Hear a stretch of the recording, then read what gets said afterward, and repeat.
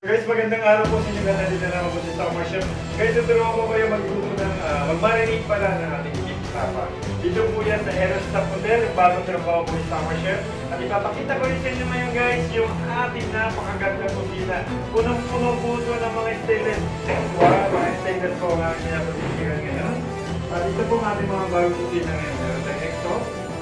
Dito po yan sa Aerostop guys. Sa Plaridel, Mambayan, sa airport po yan.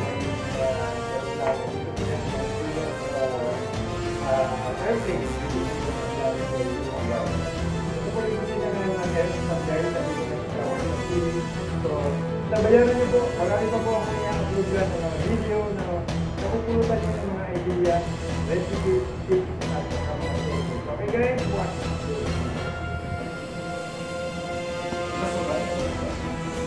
Ayan guys ang aming service. Ito yung pinaka-service namin for the breakfast. Egg station to. Ito yung ating egg station. Ayan. Tapos meron tayong egg sauce. Ayan ang ating mga teflon guys. Ayan. So medyo limit lang ang pagkuha kasi guys may mga lamas ibabaw. Ayan lang. So andito yung ating rice cooker. Marami kami rice cooker dito guys. Punong-puno kami na. Itong rice cooker guys, napaka-exclusive niyan. Anong bari yan sa mga may-ari. Yan. Hindi pwede namin ihalo dito sa mga pang-stop at saka pang-customer. Meron din tayong oven toaster. Ayan, napaka-liit, di ba? Totally hindi ito eh. Toaster, bread toaster pala yan. At meron tayong oven.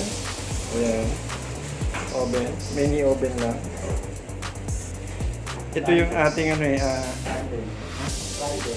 Randel na chiller. Ito ay Randel na pwede siya gamitin sa ibabaw. Yung may top siya na ito. So dito sa ilalim niya nakalagay yung ating tapa guys. Diyan. May narinig tayo. Siyempre hindi maiwasan pag meron tayong restaurant at nasa hotel tayo. Kailangan natin guys yung ating microwave. Very useful yan guys. Microwave oven. So guys, ito yung ating entrance guys. Ito yung ating entrance. Kita nyo yan. Ito yung ating sink ulit dito sa cooking station. Ito.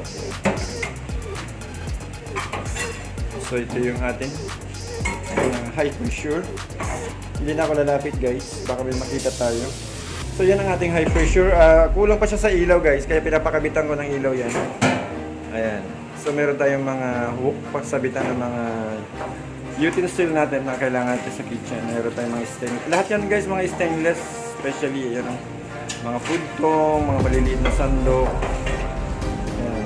So, kita nyo. Ito guys, bago lang to.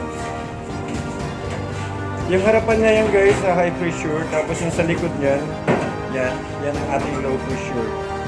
Ito, high pressure, hindi pa siya nakakunik sa high na linya ng gas. Kaya, tambay lang muna yun. Tapos yung aming service table ito guys, sa service table, chopping board dito sa chef station. So nandyan siyempre ang ating mga seasoning liquid, dan yung ating fried garlic for the garlic rice. Naka-ready na po yan for tomorrow, naka-prepare na yan. So yan ang ating mga seasoning guys. Kita nyo? So lahat yan guys stainless, diba? Pero lang ating mga condiments na hindi pa masyadong So yan. Okay na.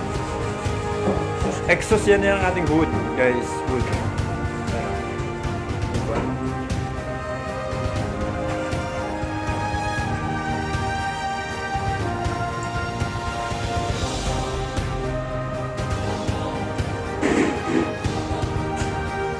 Ang ganda ng pag ganito yung yung mga place mo na nandyan. Guys, para